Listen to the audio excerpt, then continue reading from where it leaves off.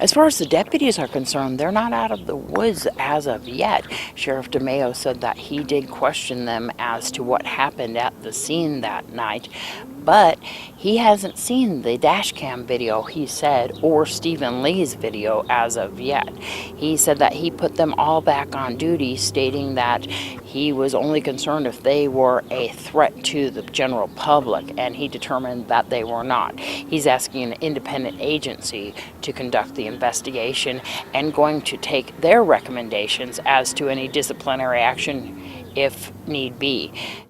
So I have an idea, instead of looking at rumors and reading what was in the newspaper, having an idea what occurred in reference to were there any violations that occurred, and was there any police misconduct at the scene of the incident.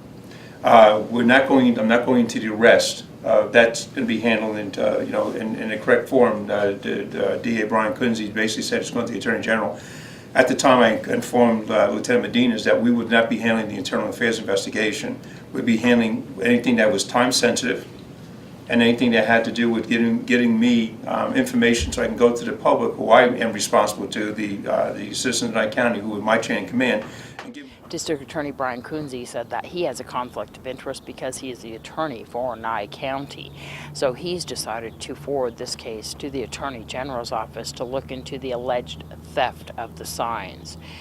As far as the video is concerned, Stephen Lee's video does not provide the actual pullover of the vehicle, so as to the allegations that guns were drawn at the scene and that Assistant Sheriff Rick Marshall was actually resisting arrest initially, we don't know at this point because we haven't been provided the dash cam video from the patrol vehicle.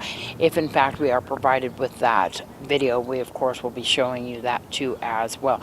Sheriff DeMayo said that we can't have that video at this point because he says that it was turned over to the district attorney's office and to the independent agency investigating the possible misconduct of the police officers. As for the arrest of Assistant Sheriff Rick Marshall and volunteer Ben Gulley, we can count up to 8 officers that were on scene and 6 patrol vehicles, including some undercover patrol vehicles, that helped conduct this arrest. Sheriff DeMayo is concerned about that because he talks about sector integrity. There are ways of handling these calls that they're going to go by past practice as well. Was the way that the call handled were these people afforded the same opportunities as citizens in Nye County? I would hate to think, because you have to look at something. I would hate to think that every time someone does a petite larceny, I'm going to have a 6-car response.